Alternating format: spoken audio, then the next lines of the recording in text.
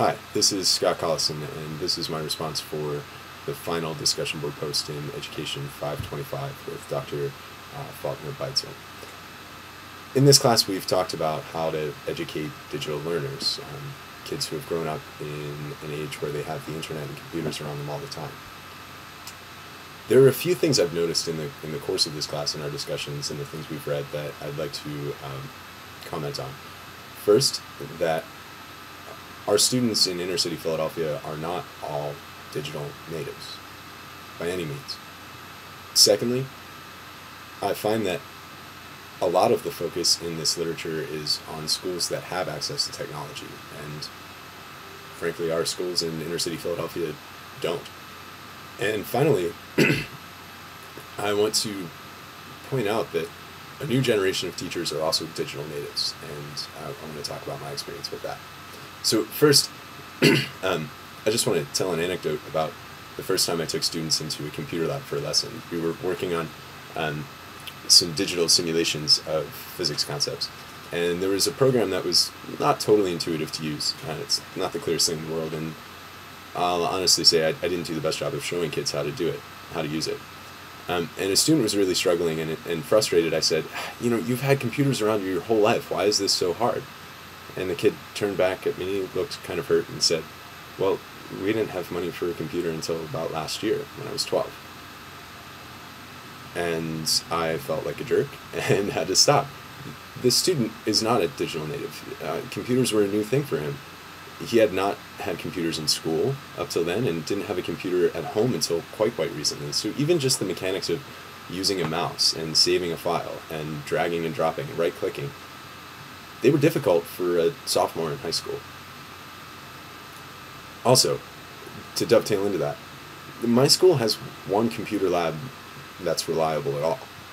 It's very difficult for me to do lessons that involve technology just because the technology isn't there. I bring my own gear to do projections and use technology in front of the classroom, but I can't do that for every student, and there's just no money to get technology resources for my school. There are some schools in Philadelphia that have one laptop per child, and they're amazing, but they're also very small and quite fortunate. There was a project in India recently at the Indian Institute of Technology where that consortium of universities developed tablets for students to use in Indian villages and colleges that cost about $30 a piece to manufacture. I don't know when they're coming out in the US or if they are, but that sort of project, coming up with technology that's cheap and useful for urban students and all students, I think is crucial to equipping all students for the digital age, because frankly, huge budgets for technology just are not coming to Philadelphia anytime soon. Finally, I just want to point out that I'm 23.